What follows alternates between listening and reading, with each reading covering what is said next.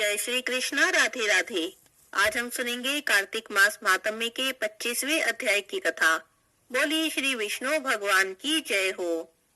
कलह के वचनों को सुनकर धर्मदत्त जी ने कहा, तीर्थ में दान और व्रत आदि सत्कर्म करने से मनुष्य के सभी पाप नष्ट हो जाते हैं, परंतु तू तो प्रेत के शरीर में है, अतः उन कर्मों को करने का तुझे अधिकार नहीं। इसीलिए मैंने जन्म से लेकर अब तक जो कार्तिक का व्रत किया है, उसके पुण्य का आधा भाग मैं तुझे देता हूँ, तो उसी से सदगति को प्राप्त हो जा। इतना कहकर धर्मदत्त जी ने 12 अक्षर मंत्र का श्रवण कराते हुए तुलसी मिश्रित जल से जो ही उसका अभिषेक किया, त्यों ही वह प्रेत योनि से मुक्त हो गई और प्रज्वलित अग्नि शिखा के समान तेजस्विनी और दिव्य रूप धारिणी देवी हो गई। सौंदर्य में तो लक्ष्मी जी की भी समानता करने लगी।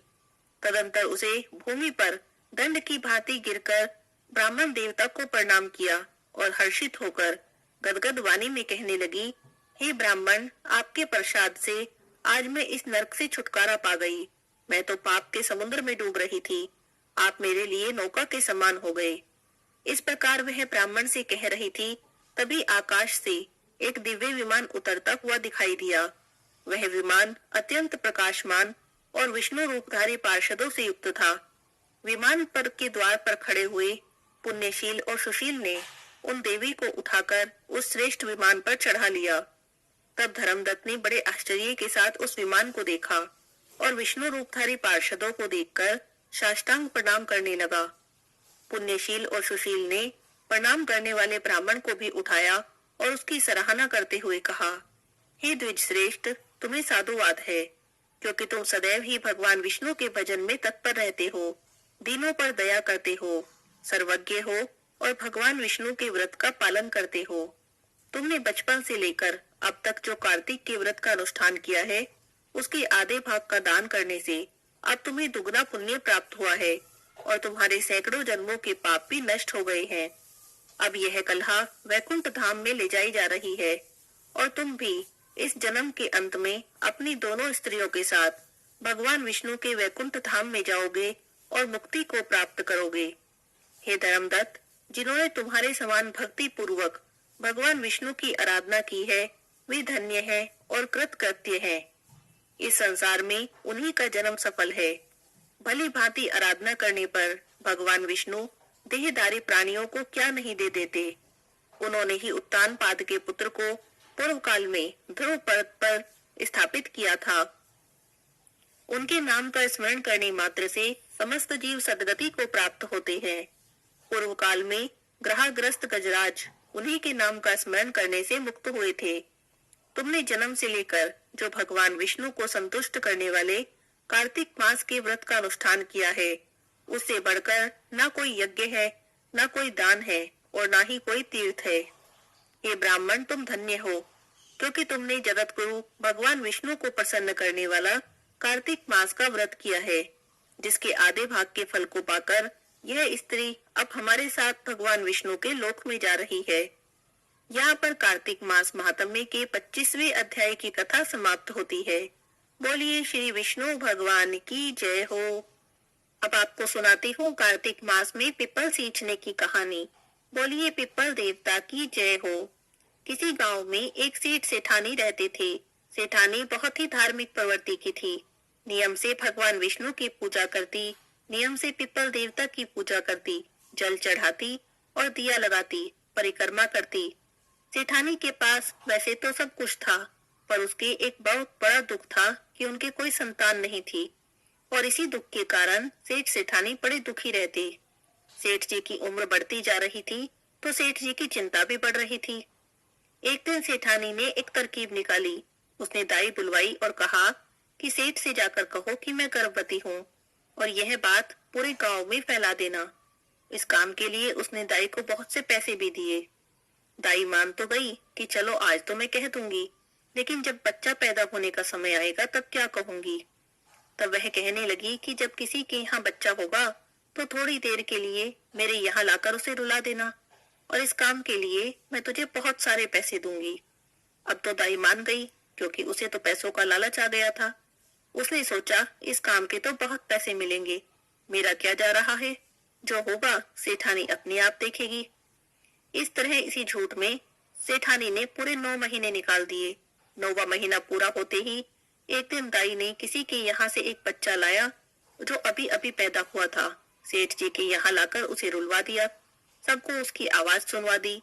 पूरे गांव में कहलवा दिया कि सेठानी के तो बेटा हुआ है। अब बेटे के जन्म को 1.25 महीना हो गया तो सेठानी ने जला चूड़े का कार्यक्रम रखा। बच्चे के स्थान पर कटार को रख दिया। सब पूछने लगे कि बच्चा कहाँ है, तो सेठानी बोली कि उसे नजर लग जाएगी, इसीलिए बाहर नहीं लाई हूँ। इस तरह करते करते 5 साल बीत गए, लेकिन सेठानी ने अपने बेटे को आज तक किसी को भी नहीं दिखाया था। यहाँ तक कि सेठ जी ने भी अभी तक अपने बेटे का मुख नहीं देखा था।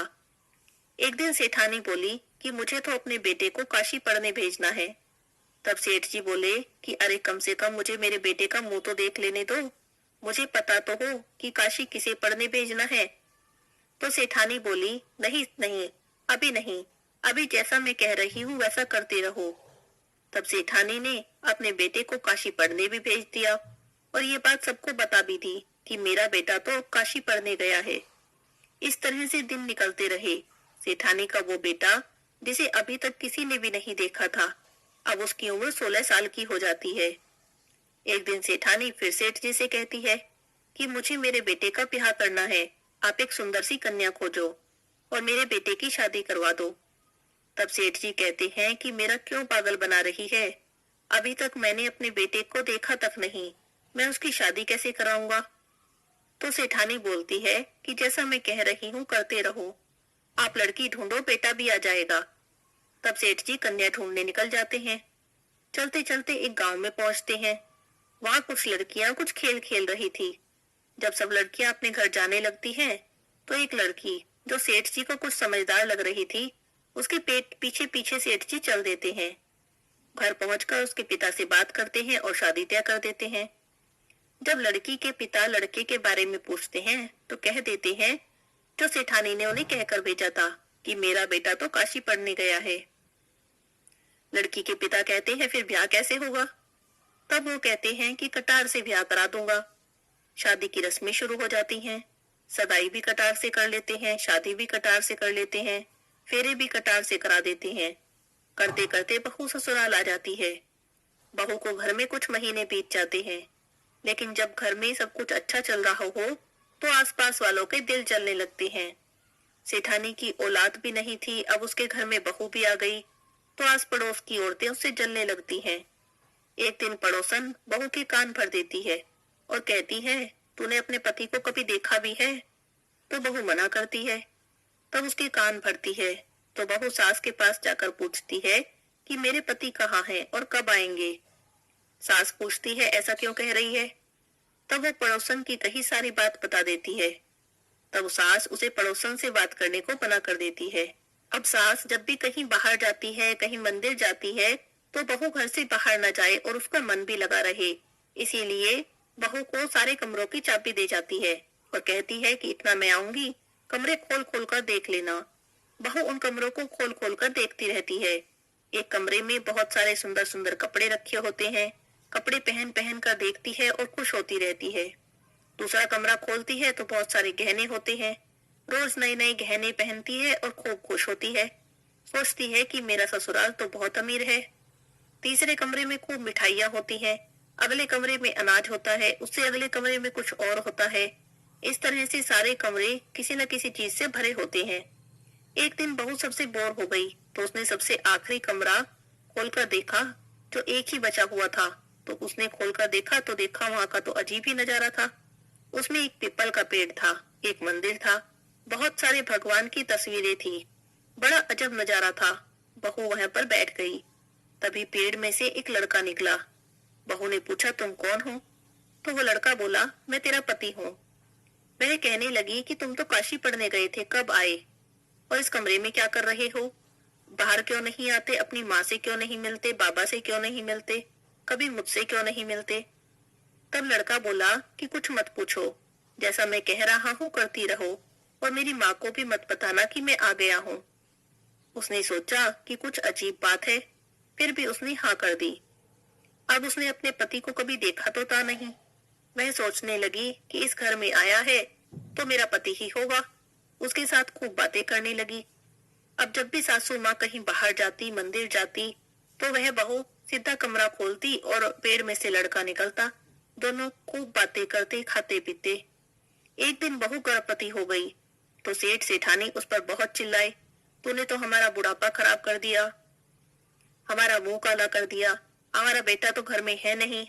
तो अपने सास ससुर की बातें सुनकर बहू रोने लगती है और कहती है कि आप मुझे ऐसा क्यों कह रहे हो। तो सेठानी पूछती है, अच्छा तो बताइए बच्चा किसका है। तो बहू कहती है, आपके बेटे का ही है, वो काशी से पढ़ के आ गए हैं, 7वें कमरे में छुप कर रहते हैं और आपसे अभी मिले नहीं, इसीलिए आपको पता नहीं। आपके मंदिर जाने के बाद मैं रोज वहां जाती हूँ, फिर हम दोनों खूब बात करते हैं, खाते पीते हैं, समय बिताते हैं। तब सास कहती है, तूने मुझे कभी कुछ बताया क्यों नहीं। तो बहू बोलती है कि आपके बेटे ने ही मना किया था कि अभी किसी को मत बताना, मेरी माँ को भी मत बताना। तो सासू कुछ सोचती है और फिर कहती है, अच्छा ठीक है, अब तो अपने पति से कह देना कि अब तुम्हें बाहर आना पड़ेगा, 7वें महीने में चूड़ी पहनने का कार्यक्रम है। अगले दिन सासू माँ जब मंदिर गई तो बहू ने कमरा खोला, पेड़ में से लड़का निकला। तो उसने कहा कि सासू जी ने ऐसे ऐसे कहा है। तो लड़का बोला, ठीक है, मैं तेरा जो चूड़ी पहनाने का कार्यक्रम है उसमें आ जाऊंगा। अब सास घर आई तो बहू से पूछा कि तूने मेरे बेटे से कह दिया। तो वो बोली, हाँ जी मैंने कह दिया और उन्होंने कहा है कि वे जरूर आएंगे। सास बहू दोनों निश्चिंत हो जाती हैं। 7वें महीने में चूड़ी पहनाने का कार्यक्रम होता है तो सारा गांव इकट्ठा होता है। बहू को बिठाया गया। बेटे को बिठाने की बारी आती है तो थोड़ी देर में एक 17-18 साल का खूब गोरा, खूब सुंदर एक लड़का आता है और बहू के बगल में बैठ जाता है। तभी वहां जो सारे मेहमान थे, सारे गांव वाले थे, उसे देखकर चौंक जाते हैं। अरे इतना सुंदर लड़का। तो सभी औरतें कहती हैं कि अच्छा, इसीलिए सेठानी ने इसे कभी किसी को नहीं दिखाया कि किसी की नजर न लग जाए। कार्यक्रम खत्म होने के बाद सब चले जाते हैं तो लड़का भी जाने लगता है। तब उसकी माँ उसका हाथ पकड़ लेती है और कहती है, तुम कहाँ जा रहे हो, पर सबसे पहले ये बताओ तुम हो कौन। तब वह लड़का बोलता है कि माँ मैं आपका बेटा हूँ, मुझे तो पीपल देवता ने दिया है। आप पीपल देवता की पूजा करती हैं और हमेशा अपने लिए एक औलाद मांगती हैं। पीपल देवता ने आपकी प्रार्थना स्वीकार कर ली और मुझे आपके बेटे के रूप में भेजा है। तब माँ बेटे को लेकर पीपल देवता के पास जाती है और उस लड़के से बोलती है कि मैं कैसे मान लूं तू मेरा बेटा है और तुझे पीपल देवता ने मेरे लिए दिया है। तो वह लड़का वापस पीपल देवता में समा जाता है। जब माँ प्रार्थना करती है, उसे आवाज लगाती है, तब वह पीपल में से निकलकर वापस आ जाता है। तब सेठानी को पूरा यकीन हो जाता है कि पीपल देवता ने उसकी मनोकामना पूरी करने के लिए उसकी प्रार्थना स्वीकार करके इस लड़के को उसके बेटे के रूप में भेजा है। हे पीपल देवता, जैसे आपने सेठानी की मनोकामना पूरी की, जैसे उसे बेटा दिया, उसे संतान दी, वैसे ही सबकी मनोकामना पूरी करना। आपकी पूजा करने वाले, परिक्रमा करने वाले सबकी मनोकामना पूरी करना, सबको संतान देना, सबके संतानों की रक्षा करना।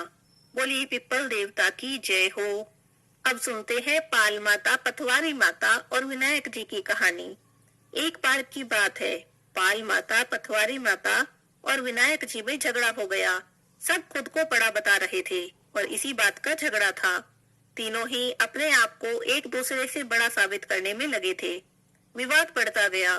तभी वहां से एक ब्राह्मण का लड़का जा रहा था। तीनों ने उसे रोक लिया और कहने लगे कि तुम हमारा फैसला करो, तुम बताओ कि हम तीनों में से कौन बड़ा है। अब लड़का तो असमंजस में पड़ गया कि किसे बड़ा बताऊं। उसने कहा कि मैं अभी किसी जरूरी काम से बाहर जा रहा हूँ, कल आऊंगा, तब इस बारे में आपको बता दूंगा। तब तीनों मान गए। लड़का भागा भागा अपनी माँ के पास पहुंचा। जाकर उसने सारी बात अपनी माँ को बताई। अब माँ अपने बेटे को समझाती है, बेटा तुम किसी को बड़ा बताओ या मत बताओ, पर किसी को कभी छोटा मत बताना। अगले दिन लड़का फिर से पाल माता, पथवारी माता और विनायक जी के पास जाता है। तब तीनों पूछते हैं कि बताओ हम तीनों में से कौन बड़ा है। अब लड़का समझदारी से काम लेता है और कहता है, हे पाल माता, आप तो हर व्यक्ति से बड़ी हो। सभी व्यक्ति आते हैं, स्नान दान करते हैं और जाते समय पैर की ठोकर दे जाते हैं, फिर भी आप किसी पर नाराज नहीं होती। फिर पथवारी माता ने पूछा तो बोला, पथवारी माता आप भी बड़ी हो, क्योंकि कोई भी व्यक्ति कितने भी तीर्थ कर ले, कितने भी धर्म कर्म कर ले, कितने भी धर्म ध्यान कर ले, पर वापस आने पर जब तक आपकी पूजा ना कर ले, तब तक उसका कार्य पूर्ण नहीं होता। कोई भी पूजा पाठ उसकी पूर्ण नहीं होती। अब जब गणेश जी ने पूछा, तब लड़का बोला, हे गणेश जी, आप भी बड़े हैं, क्योंकि आप सभी देवताओं से पहले पूजनीय हैं। आपका ध्यान किए बिना तो कभी कोई काम ही सिद्ध नहीं हो सकता। आप तो तीनों ही बड़े हैं। तीनों प्रसन्न हो गए और बोले कि हे बालक, तूने चतुराई से हम तीनों को ही बड़ा कर दिया। जाओ, हमारा आशीर्वाद सदा तेरे साथ रहेगा। ऐसा कहकर उन्होंने जौ के कुछ दाने उस लड़के को दे दिए। अब लड़का सोचने लगा, ये तो घाटे का सौदा रह गया। इतना अच्छा न्याय किया, पर बदले में जौ के दाने मिले। बेमन से वो लटकाए अपने घर पहुंचा और उदास होकर बैठ गया। तब माँ ने पूछा, बेटा, तुम उदास क्यों बैठे हो? तब लड़के ने कहा कि मैंने इतना अच्छा न्याय किया, फिर भी मुझे कोई फायदा नहीं हुआ। मिला भी तो क्या? तो माँ ने पूछा, क्या मिला है? तो बेटा गुस्से में बोला, जो भी मिला है वहाँ कोने में पड़ा है, क्योंकि उसने आकर जो वाला अंगोछा कोने में जो फेंक के मारा था। तो माँ अंगोछा समेटने लगी, तब उसमें से चमचमाते हुए हीरे मोती गिरने लगे। तब माँ ने लड़के को बुलाया, तो माँ बेटा ने जब इतने सारे हीरे मोती देखे, तब उनकी तो खुशी का ठिकाना नहीं रहा। दोनों बहुत ही खुश हुए और अब आनंद से रहने लगे। हे पाल माता, हे पथवारी माता, हे विनायक जी महाराज, जिस तरह से आपने ब्राह्मण के लड़के को आशीर्वाद दिया, ऐसा आशीर्वाद तो हम सभी को देना। सबकी मनोकामना पूरी करना, सबके घर में खूब धन संपत्ति देना। बोलिए श्री गणेश जी महाराज की जय हो, पथवारी माता की जय हो, पाल माता की जय हो। धर्मराज जी की कहानी। एक बुढ़िया माई थी, बहुत व्रत पूजा करती थी, व्रत नियम रखती थी। बुढ़िया माई की मृत्यु हुई तो भगवान के घर से यमदूत लेने आए। बुढ़िया माई यमदूतों के साथ चली गई। थोड़ी दूर चली तो आगे गहरी नदी बह रही थी। बुढ़िया माई उस नदी में डूबने लगी। तब दूतों ने पूछा, माई, गाय दान की है क्या? तब बुढ़िया माई ने मन में गाय का ध्यान किया तो गाय माता वहां पर उपस्थित हो गई। गाय की पूंछ पकड़कर बुढ़िया माई नदी पार हो गई। थोड़ी दूर आगे चली तो काले कुत्ते खाने को दौड़े। तब दूतों ने पूछा, माई, कुत्ते को रोटी दी है क्या? तब बुढ़िया माई ने कुत्ते का ध्यान किया तो कुत्ते वहां से चले गए। थोड़ी दूर आगे चली तो काले कौवे बुढ़िया माई को चोंच मारने लगे। तब दूत बोले कि ब्राह्मण की बेटी को सिर में तेल लगाने को दिया है कि नहीं?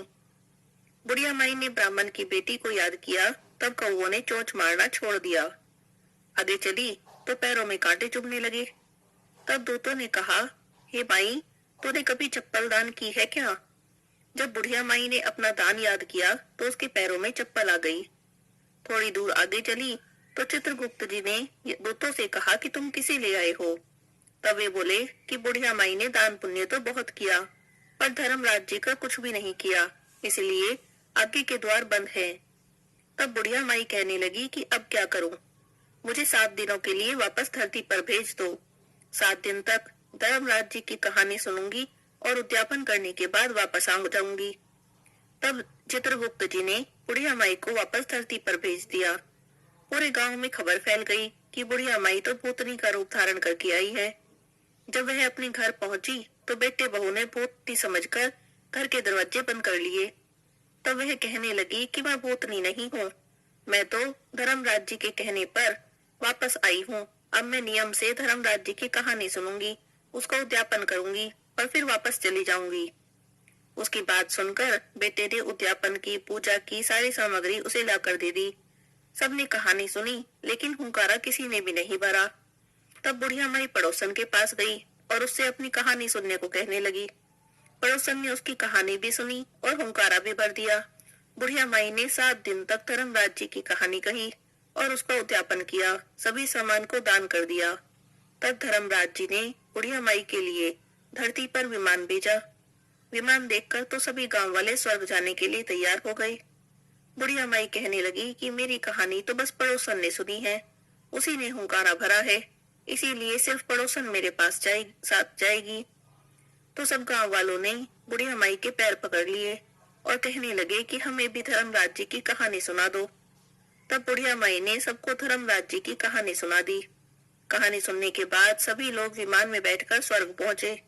तब धर्मराज जी कहने लगे कि मैंने तो सिर्फ बुढ़िया माई के लिए विमान भेजा था, ये सारे गांव वाले क्यों आ गए हैं? तब बुढ़िया माई बोली कि मेरी कहानी इन सभी ने सुनी है, इसीलिए मेरे पुण्य का आधा पुण्य इन्हें भी दे दो। तब धर्मराज जी ने सभी गांव वासियों को स्वर्ग में वास दिया। हे धर्मराज जी महाराज, जैसे बुढ़िया माई को स्वर्ग में वास दिया, धर्मराज जी की कहानी कहते सुनते हुंकारा भरते सबको स्वर्ग में वास देना, सबकी मनोकामना पूरी करना, सब पर अपनी कृपा बनाए रखना। बोलिए धर्मराज जी की जय हो। अब सुनेंगे शनिवार की कहानी। एक ब्राह्मण था, उसका पाठ करने का नियम था। पाठ करने जा रहा था। रास्ते में शनिश्चर महाराज मिले तो ब्राह्मण ने पूछा कि कहाँ जा रहे हो? तब शनिश्चर भगवान बोले कि राजा के लगने जा रहा हूँ। ब्राह्मण ने सोचा कि राजा के लगेगा सारी प्रजा दुखी होगी, तो उसने शनिश्चर भगवान से कहा कि तुम मेरे लग जाओ। तब शनिश्चर भगवान बोले कि कितने समय के लिए लगो?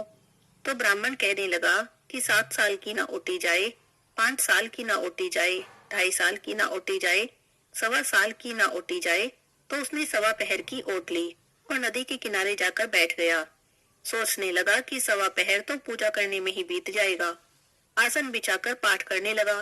ओम नमो भगवते वासुदेवाय नमः 5 बार कह के माला फेरने लगा। नदी में 2 मतीरे बहे जा रहे थे, उसने निकालकर अपने पास रख लिए। 7.5 के फेर से राजा के लड़कों के सिर बन गए। एक आदमी ने देखा कि राजा के लड़के के सिर काट के रखे हैं, तो उसने ब्राह्मण से पूछा। तो ब्राह्मण कहने लगा कि किसी से कहना मत, मुझे दशा लग रही है, उसी कारण ये माया फैली है। उसने 1 से कहा, 2 से कहा, सारी नगरी में फैल गई। राजा ने आदेश दिया कि ब्राह्मण को सूली पर चढ़ा दो। सोने की घड़वाई वो टूट गई, चांदी की घड़वाई वो भी टूट गई, तांबे की घड़वाई वो भी टूट गई और लोहे की घड़वाई वो भी टूट गई। जो भी गड़वाते वो ही टूट जाती। इतनी देर में उसका 1.25 पहर पूरा हो गया। राजा के लड़के खेलते खेलते आ गए। रानी ने देखा तो राजा से बोली कि महाराज, ब्राह्मण तो सूली पे चढ़ा दिया होगा, हमें तो पाप लग गया, अब हमारा पाप कैसे उतरेगा? तब राजा ने जाकर देखा तो ब्राह्मण पाठ कर रहा है। अब ब्राह्मण कौन सा ज्ञान विज्ञान जाने था, वो कहने लगा कि ये सब मैंने नहीं किया, मैं तो पाठ करने जा रहा था। रास्ते में शनिश्चर महाराज मिले तो मैंने पूछा कहाँ जा रहे हो? तब उन्होंने कहा कि राजा के लगने जा रहा हूँ। मैंने सोचा राजा के लगेंगे सारी प्रजा दुखी होगी, मैंने अपने लगा लिए। तब शनिश्चर भगवान बोले कि 7 साल की ना ओटी जाए, 5 साल की ना ओटी जाए, 2.5 साल की ना ओटी जाए, 1.25 साल की ना ओटी जाए। तो मैंने 1.25 पहर की ओट ली। 1.25 पहर में ऐसे रंग दिखाए तो इनकी दशा कैसे उतरेगी? सोने चांदी का दान, तांबे लोहे का दान, पीतल का दान राजा तो कर लेगा, गरीब कैसे करेगा? तब ब्राह्मण कहने लगा कि गरीब तेल की पाली, गुड़ की डली डकोत को दे दे, 7 बार पीपल में जल चढ़ा दे और कह दे कि शनि देव मोटा, कभी न आवे टोटा।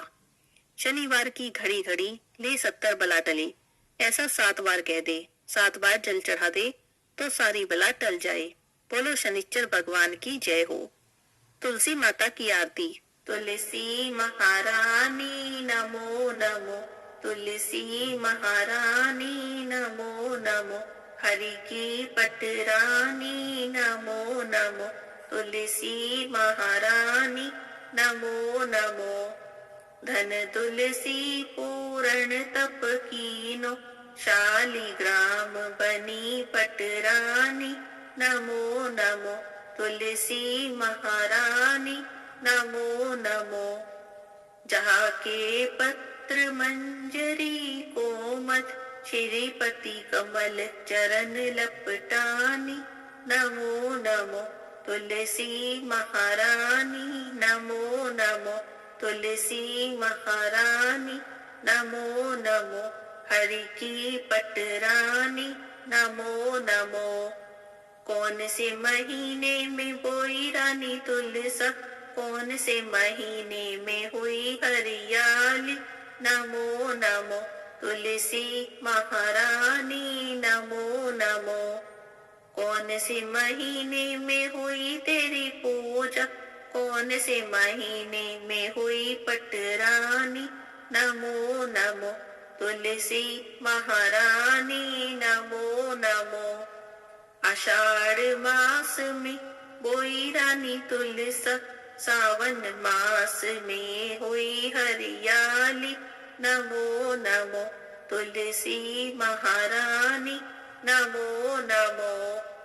कार्तिक मास में हुई तेरी पूजा, मंगसिर मास में हुई पटरानी, नमो नमो तुलसी महारानी, नमो नमो।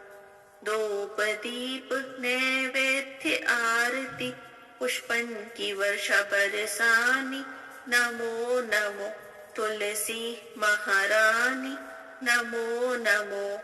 56 भोग 3600 व्यंजन, बिन तुलसी हरि एक न मानी, नमो नमो तुलसी महारानी, नमो नमो। जो कोई तुलसा जी को सवेरे गाए, श्री कृष्ण के दर्शन पाए, नमो नमो तुलसी महारानी, नमो नमो।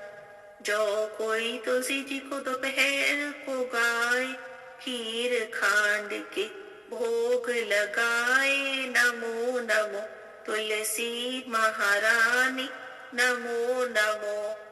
जो कोई तुलसी माँ को शाम को गाए, श्री कृष्ण जी की आरती उतारे, नमो नमो तुलसी महारानी, नमो नमो। जो कोई तुलसी जी को रात में गाए, श्री कृष्ण जी के चरण दबाए, नमो नमो तुलसी महारानी, नमो नमो। सभी सखी मैया तेरो यश गावे, भक्ति दान दीजो महारानी, नमो नमो तुलसी महारानी, नमो नमो। हरि की पटरानी, नमो नमो तुलसी महारानी, नमो नमो। बोलिए तुलसी माता की जय हो, विष्णु भगवान की जय हो, लक्ष्मी माता की जय हो।